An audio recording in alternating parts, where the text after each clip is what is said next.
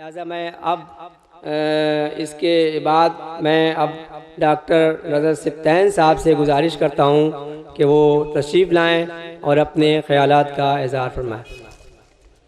حضرات السلام علیکم۔ میں بہت ہی شکر گزار ہوں اراکین بزم نہج الفلاح کا کہ انہوں نے یہ بہترین پروگرام آرگنائز کیا، اس لیے کہ یہ بہت اہم وقت کی ضرورت تھی کہ وقت کی اہمیت سے لوگوں کو آشناس اور روشناس کرایا جائے۔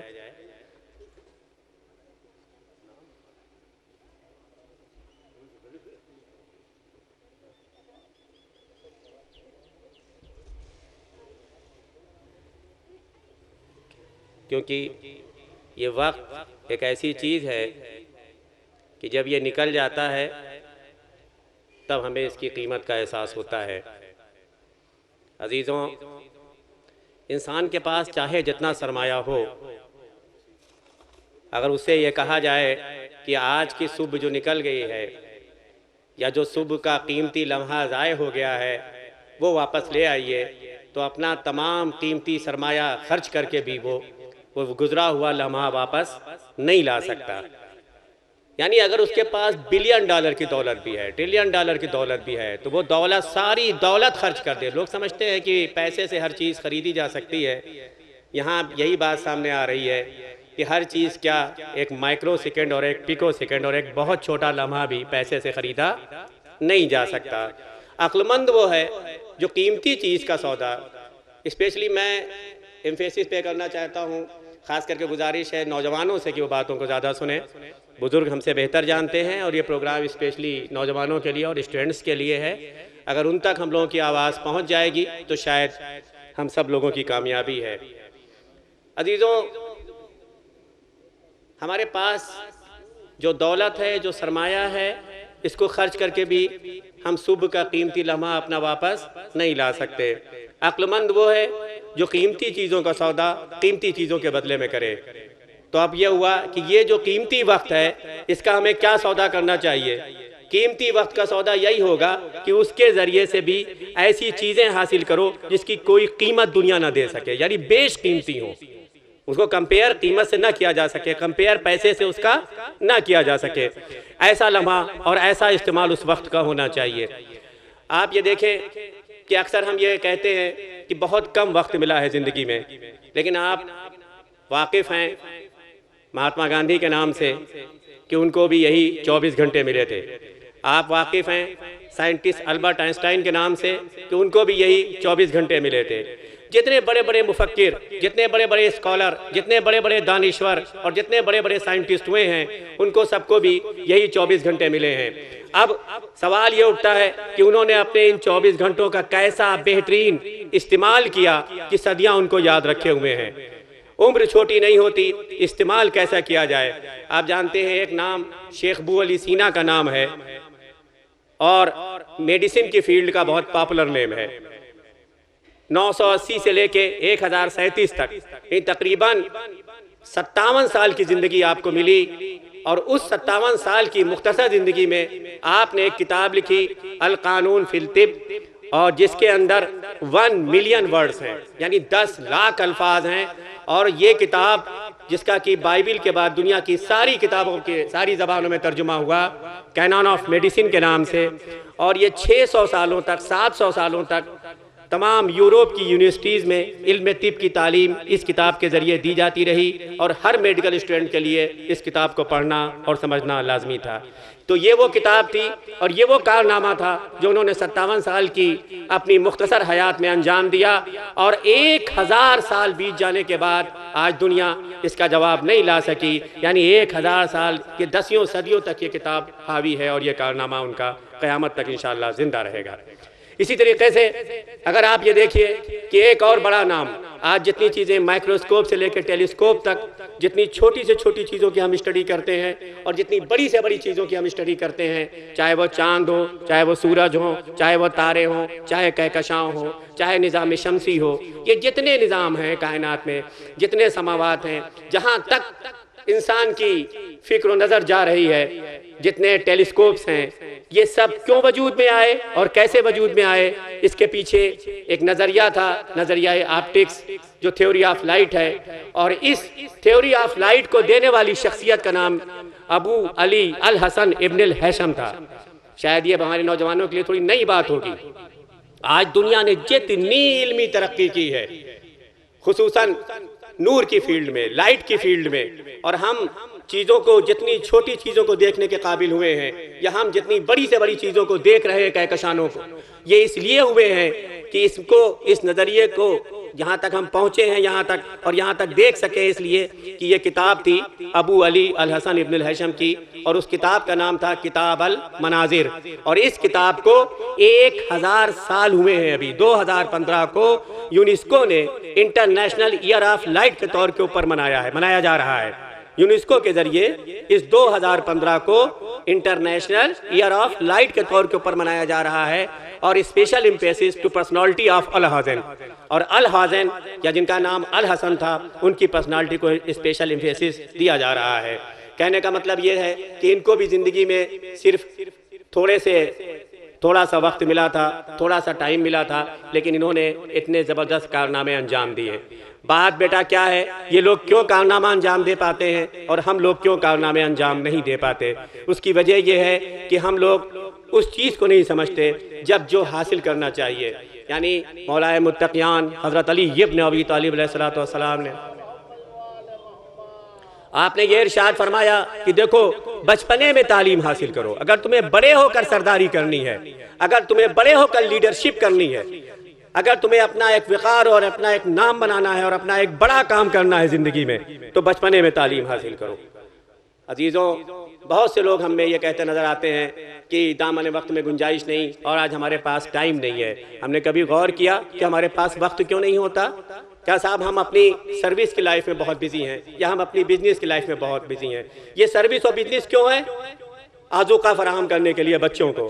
عزیزوں، بہت سی ایسی سروس بزنس ہوتی ہے کہ جو لوگ سال بھر میں کماتے ہیں، کچھ لوگ 1 گھنٹے میں کما لیتے ہیں، دھوکہ دھڑی کے ذریعے نہیں، بلکہ اپنے علم و عقل و شعور و آگہی کے ذریعے۔ اس کا مطلب یہ ہوا کہ اس کے پاس بہت زیادہ وقت تھا، لیکن اس نے اس ٹائم اپنے وقت کو اہمیت نہیں دی، اور وہ نہیں کیا جو کرنا چاہیے تھا۔ اگر بات میں انسان کو احساس ہو تو بڑا مشکل ہو جاتا ہے کہ جو نقصانات ہو چکے ہوں اس کو دوبارہ اس کی تلافی بہت مشکل ہوتی ہے۔ ارلی سٹیجز کے اوپر ہم کو یہ معلوم ہونا چاہیے کہ ہم کو کدھر جانا ہے اور ہم کو کیا کرنا ہے، خصوصاً علم کی فیلڈ کے لیے۔ بعد میں جو باتیں بتائی جائیں، یوں تو بات ہے کہ محض سے لے کے لحد تک علم حاصل کرو، لیکن جو بزرگی کے زمانے میں جو انسان کو علم حاصل ہوتا ہے وہ بھی فائدہ مند ہوگا، لیکن گویا وہ ایسے ہے جیسے ریت پہ کچھ لکھ دیا ہو، ہلکی سی ہوا سے اڑ جائے گا۔ لیکن امام فرماتے ہیں کہ بچوں کے دلوں میں اگر علمی نقوش چھوڑ دو تو وہ ایسا ہے جیسے آپ نے پتھر کے اوپر کچھ لکیر کھینچ دی، اور وہ کبھی مٹے گا نہیں اور کبھی ختم نہیں ہوگا۔ تو یہ بچپنے کی تعلیم، اور آج کے دور میں ہم لوگ ایجوکیشن فیلڈ سے جڑے ہوئے ہیں، تو ہم یہ سمجھتے ہیں کہ بچے صرف یہ سمجھتے ہیں کہ ہائی اسکول کی مارک شیٹ کو حاصل کر لینا، انٹرمیڈیٹ کی یا بی ایس سی کی یا ایم ایس سی کی یا ڈاکٹریٹ کی ڈگری۔ عزیزوں، یہ مارک شیٹ صرف تھوڑی بہت ناسمجھوں کے بیچ میں عزت تو دلا سکتی ہے، لیکن سمجھداروں کے بیچ میں عزت اور کام کے لیے اصلاً علم چاہیے، اور علم ایک دم سے حاصل نہیں ہوتا، بلکہ اس کے لیے کوشش کرنا پڑتی ہے۔ علم کوشش کے ذریعے حاصل ہوتا ہے، علم تقوی کے ذریعے حاصل ہوتا ہے، علم نیکی کے ذریعے حاصل ہوتا ہے، علم دعا کے ذریعے حاصل ہوتا ہے۔ جب ان چیزوں کے ذریعے انسان آگے بڑھے گا تو اس کو علم حاصل ہوگا، اور جب ایسا ہی علم حاصل ہوگا، آپ دیکھیں جو بڑے بڑے فلاسفرز ہیں، آج جو بچے زندگی میں کچھ کرنا چاہتے ہیں ان کو پڑھنا چاہیے کہ ہمارے لیے جو لوگ نمونہ عمل ہیں، ہم دیکھیں کہ سر سید کی لائف ہسٹری کیا تھی، کیسے اتنا بڑا کارنامہ انجام دیا، اتنے بڑے بڑے شعبے ایک ایک فیلڈ کے، علم کیمسٹری، علم فزکس، علم زولوجی۔ سر سید نے جو علمی نمایاں انجام دیے شاید کسی نے نہیں دیے۔ اتنے بڑے کام سر سید نے کیسے کیے؟ تمام شعراء اکرام ہیں، لیکن بہرحال علامہ اقبال کی جو فکر تھی وہ بڑی بلند ترین فکر تھی، بڑی گہری وسیع النظری، بہت زیادہ فلسفی تھی اس کے اندر، بہت زیادہ ڈیپتھ تھی۔ 150 سال بعد آنے والے جو حالات ہیں ان پر آپ کی نگاہ تھی کہ یوروپ میں کیا ہو رہا ہے اور انڈیا میں اور بر صغیر میں کیا ہونے والا ہے اور کیا ہوگا۔ تو کیسے یہ فکر ڈیولپ ہوئی؟ یہ فکر ڈیولپ ہوئی جب ان کے بچپنے میں ان کی ماں نے ان کو قرآن حکیم کی تعلیم دی۔ آج اگر ہمیں آگے بڑھنا ہے انسانیت کے اصولوں کے اوپر اور ہمیں اپنے معاشرے کو حقیقتاً چینج کرنا ہے عزیزوں، تو ہمیں قرآن کی طرف بڑھنا ہوگا اور اس وقت پہ قرآن سے تعلیم حاصل کرنی ہوگی، یعنی ارلی سٹیجز کے اوپر۔ اور یہ سمجھا جاتا ہے کہ صاحب اردو کوئی بیکورڈ لینگویج ہے، عزیزوں اردو نہیں بلکہ عربک بھی، آپ سنیں یہ کہ 600 سالوں تک آج سائنس کی لینگویج کو انگلش کو سائنس کی لینگویج سمجھا جاتا ہے، لیکن 11ویں صدی سے لے کے 17ویں صدی تک تقریباً 600 سالوں تک عربک انٹرنیشنل لینگویج بنی رہی سائنس کی فیلڈ کی۔ بڑی بڑی بیس بکس جن کا ترجمہ کر کے لاطینی زبان میں اور جن کا لیٹن ٹرانسلیشن کر کے آج یوروپ میں جگمگاہٹ ہو رہی ہے، وہ سب مرہون منت ہے ائمہ کے شاگردوں کے۔ عزیزوں میں نے آپ کے سامنے ابھی ذکر کیا، میں کس کا نام لوں؟ شیخ ابو علی سینا بہت بڑی شخصیت، ابو علی حسن ابن al Haytham UNESCO international air of light کے طور کے اوپر اس کو منا رہا ہے۔ آپ دیکھیں، آپ کو اگر اس کو زیادہ دیکھنا ہے تو آپ FSTC خالی یہ ٹائپ کریں انٹرنیٹ کے اوپر، کیپٹل S کیپٹل FSTC، اور آپ کو تمام چیزیں ایسی ملتی چلی جائیں گی۔ دوسری سائٹ ہے muslimheritage.com، اور تیسری چیزیں ہیں انوینشن 1001۔ 3 باتیں بتا رہا ہوں، پھر سے سن لیجئے۔ انوینشن 1001، دوسری چیز FSTC، اور تیسری چیز www.muslimheritage.com۔ آپ اس کو دیکھیں اگر تو آپ کو یہ تمام چیزیں ملتی چلی جائیں گی۔ میتھمیٹکس کی فیلڈ میں موسیٰ الخوارزمی، کتاب الجبر والمقابلہ، یہ لوگ کیسے کامیاب ہوئے، ان لوگوں نے کیسے اتنی کامیابی حاصل کی؟ عزیزوں مجھے لگتا ہے کہ یہ وہ روحانی پیغام قرآن حکیم کا تھا جس میں اشارہ یہ کیا جا رہا تھا کہ افلا یتدبرون القرآن ام علی قلوب اقفالھا۔ قرآن تلاوت کرنے کے لیے نہیں ہے، بلکہ تم قرآن میں تدبر کیوں نہیں کرتے، تم قرآن میں تفکر کیوں نہیں کرتے؟ کیا تمہارے دلوں پر تالے پڑ گئے ہیں؟ اتنا بڑا پیغام خدا نے دیا۔ یعنی قرآن صرف تلاوت کرنے کے لیے نہیں بلکہ غور و فکر کے لیے۔ غور و فکر کب ہوگی؟ ارلی سٹیجز میں۔ جتنا زیادہ انسان غور و فکر کرے گا، ترقی غور و فکر میں ہے۔ تو میں آپ سے جو امپورٹنس آف ٹائم، جو ہماری زندگی گزرتی جا رہی ہے، اگر ہم اگلی سٹیج پہ یہ غور و فکر کر لیں کہ ہماری زندگی کا نصب العین کیا ہے، ہمیں کدھر جانا ہے اور ہمیں کیا کرنا ہے، اور اس کے لیے پورا پروگرام چاک آؤٹ کر لیں اور ارلی سٹیجز کے اوپر انفارمیشنز گین کریں، تو یقیناً ہماری کامیابی ہوگی اور ہم کامران و کامیاب ہوں گے۔ پھر زندگی میں وقت بھی بچے گا۔ 8 گھنٹے کی جگہ اگر 8 منٹ میں وہ کام ہوں گے جو ہم 8 گھنٹے میں کرتے ہیں، مہینے بھر کے جو کام، جو پیسہ و آذوقہ فراہم کرتے ہیں مہینے بھر محنت کر کے، وہ 1 دن میں فراہم ہوگا اگر ہم امپورٹ ایکسپورٹ کے وہ لاس کو جانیں گے جو جناب خدیجۃ الکبریٰ نے بنائے تھے۔ امپورٹنس ہونی چاہیے ہم کو انفارمیشن کہاں سے گین کرنی ہے۔ عزیزوں آج ہماری قوم بزنس کی طرف نہیں بڑھتی، بلکہ لیڈیز کے لیے تو اور زیادہ۔ کیا کوئی کہہ سکتا ہے کہ 1 بھی درہم و دینار ناجائز تھا معاذ اللہ؟ کیا اس وقت کے بڑے اچھے حالات تھے عرب کے؟ اگر آپ کمپیئر کریں تو اس وقت کے حالات، جو جہالت کے زمانے کے حالات تھے عرب کے، جو کرپشن تھا عرب کا، وہ تھا۔ اس کرپشن کی ایٹماسفیئر میں، اس جہالت کے ایٹماسفیئر میں جو آپ نے محنت و علم و عقل کے ذریعے، ٹریڈ اینڈ کامرس کے ذریعے، اکنومی کے ذریعے، امپورٹ ایکسپورٹ کے ذریعے اتنی دولت حاصل کی کہ پورا باغیچہ اسلام وہاں سے سینچا جا رہا ہے۔ تو یہ ویژن پیدا ہونا چاہیے ہمیں کہاں سے کیا کرنا ہے۔ ابو شاکر جیسانی سے جو مولا نے بحث کیا ہے، امام جعفر صادق علیہ السلام نے، آپ دیکھیں کتنی زبردست بحث ہے۔ جیمز اینڈ جیولری کے ایکسپرٹ، آج ہم جیمز اینڈ جیولری کی فیلڈ میں نہیں جاتے، ہم ایکسپورٹ اینڈ امپورٹ کی فیلڈ میں نہیں جاتے، بزنس کی فیلڈ میں نہیں جاتے۔ عزیزوں جس تیزی سے ٹیکنالوجی چینج ہو رہی ہے، لوگ جانتے ہیں کہ جن کی پہلے مثلا ٹیلی فون کی دکانیں تھیں، انہوں نے کہا نہیں موبائل میں چینج کرو۔